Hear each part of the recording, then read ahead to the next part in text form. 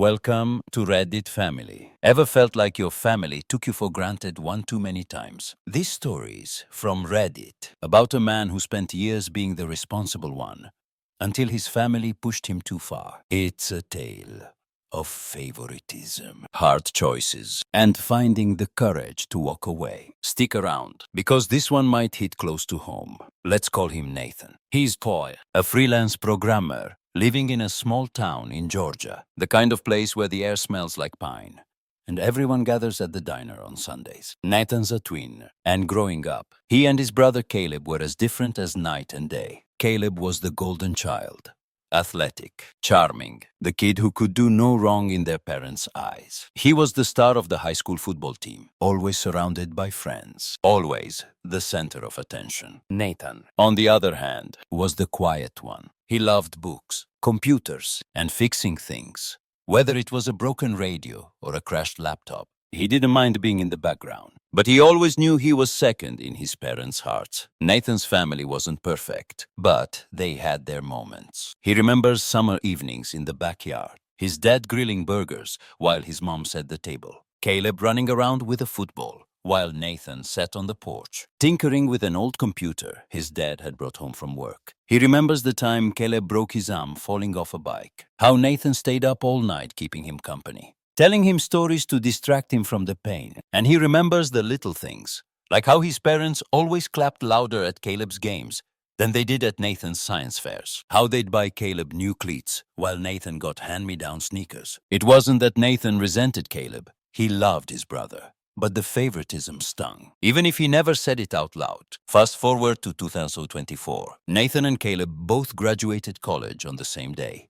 Caleb with a business degree, Nathan with a computer science degree he'd earned while working freelance since he was 16. Nathan had been smart with his money, saving every penny from his coding gigs, building a nest egg that made him feel secure. He wasn't rich, but he was comfortable, and he was proud of what he'd built on his own. Graduation was supposed to be a big day for the family, a moment to celebrate both twins. The day after the ceremony, their parents threw a party at the house. Nathan showed up in a button-up shirt, expecting a day of laughter and maybe a pat on the back. Instead, he got a shock he'd never forget. Halfway through the party, Nathan's dad called everyone outside. "We've got a surprise for Caleb," he announced. In his quiet apartment, he handed Caleb a set of keys. And there it was, a shiny black Ford Mustang, parked in the driveway with a big red bow on top. Caleb went wild, jumping up and down, hugging their parents like they'd just given him the world. "We've got a problem,"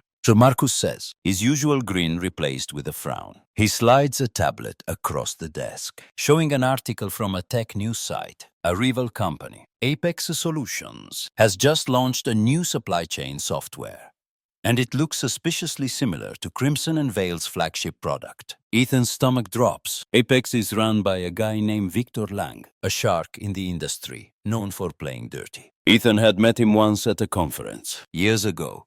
Victor had a handshake like a vice grip and a smile that didn't reach his eyes. "They're poaching our clients," Marcus says. "Two of our biggest accounts got emails this morning, offering lower rates." Ethan leans back, his mind racing. This isn't a coincidence. Apex must have been watching when Crimson and Veil was in chaos, waiting for the perfect moment to strike. Ethan knows their software can't be a direct copy.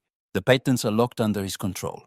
But Victor's playing a psychological game, sowing doubt among clients. Ethan calls a quick meeting with Harper and Marcus, laying out a plan: double down on client outreach, offer loyalty discounts, and push a new marketing campaign to remind everyone why Crimson and Veil is the best. But deep down, he knows this fight is just beginning. That evening, Ethan drives to a diner on the outskirts of Charlotte to meet an old friend, Sam, who'd reached out after hearing about the divorce. Sam's a mechanic, a guy Ethan grew up with back in their hometown, the kind of friend who always knows when you need a beer and a straight talk. They slide into a booth, the vinyl seats creaking, and order burgers. "You look like hell," Sam says, cutting through the small talk. Ethan manages a half smile. "Feel like it too." What he tells Sam about the divorce, the takeover, and now Apex breathing down his neck. Sam listens, sipping his coffee, then leans forward. You've been through worse. Man, remember when your dad walked out and you had to help your mom keep the lights on? You were just a kid, but you figured it out. You'll figure this out too. Ethan nods, the memory hitting hard.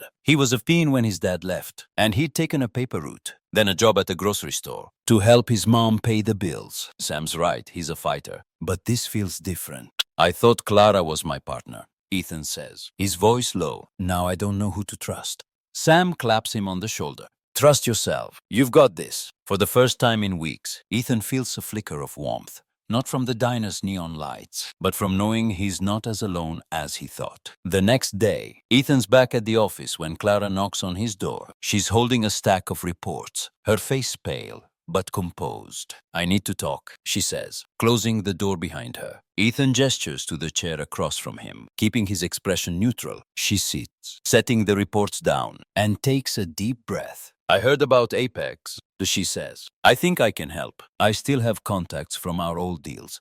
I can reach out, smooth things over. Ethan studies her, searching for an angle. Is this her trying to claw her way back into his good graces? Or does she genuinely want to help? He remembers her blank stare in the boardroom, the day she let Beatrice fire him. And his jaw tightens. Why should I trust you? Sir, he asks, his voice steady but cold. Clara flinches, but she doesn't look away. You shouldn't, she says quietly. I messed up, Ethan. I let Bianca and my mom push me into something I knew was wrong. I'm not asking for forgiveness.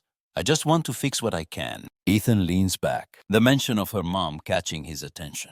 Clara's mother, Evelyn, had always been a shadow over the company, pulling strings, even after Robert stepped down. Your mom, he asks. Clara nods, her hands twisting in her lap. She wanted us to take over, to prove we didn't need you. She never thought you were good enough for the family. Ethan feels a bitter laugh rise in his throat, but he swallows it. And you went along with it. Clara's eyes drop to the desk. I did, and I'll regret it for the rest of my life. She still for a moment. Ethan sees the woman he used to love. Vulnerable, honest.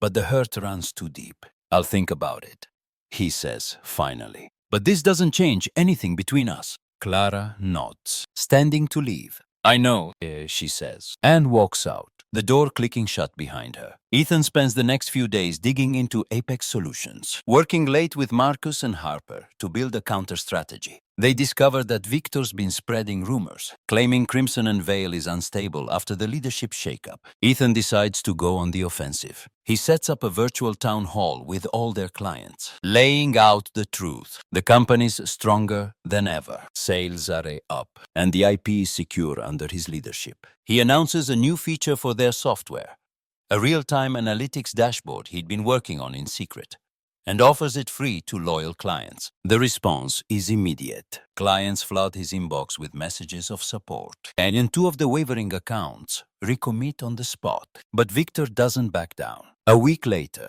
Apex files a lawsuit, claiming Crimson and Vale stole their software design. A baseless accusation, but a clear attempt to tie Ethan up in legal battles and scare off investors. Ethan calls his lawyer, a sharp woman named Lena who'd helped with the merger clause, and prepares to fight. They've got nothing. Lena says over the phone, but it'll be a headache. You ready for this? Ethan looks out his apartment window at the Charlotte skyline. The city lights are steady against the dark. I'm ready, he says. He's not just fighting for the company now. He's fighting for the life he's building, one he can be proud of. As the legal battle with Apex looms, Ethan focuses on what he can control, the company's culture. He rolls out the new bylaws he'd drafted, ensuring no one can be discarded like he was. He sets up a mentorship program for new hires, something he wished he'd had when he started, and starts hosting weekly lunches with the staff, listening to their ideas. The office feels alive again. Phones ringing, laughter in the break room, deals closing. One afternoon, Harper pulls him aside, her eyes bright. I've got 3 new clients lined up, she says. They heard about the town hall. They want in. Ethan smiles, a real one, not the polite mask he'd worn for so long. Good work, he says, and means it. That evening, he gets a call from Sam, checking in. Heard you're kicking ass, Sam says, his voice warm. Proud of you, man. Ethan leans back on his couch, a beer in hand, and feels the weight of the past few months lift just a little. He's not there yet. The lawsuits a storm on the horizon. And Clara's presence at the office is a constant reminder of what he's lost. But he's building something new, something better. He's not the man who walked out of that boardroom with his tail between his legs. He's the man who took it back. And he's not done yet. Ethan's story reminds us that taking back control is just the beginning. The real fight is holding on to it. Sometimes, the hardest battles come after the victory. When you're rebuilding not just a company, but yourself. What do you think? Should Ethan give Clara a chance to help? Or keep her at arm's length? Drop your thoughts in the comments. I'd love to hear what you think. If you want more stories like this, make sure to subscribe and turn on notifications so you don't miss out. Every day, we bring you new tales from Reddit and beyond, connecting us through the shared journey of being human. Until next time, take care and stay curious.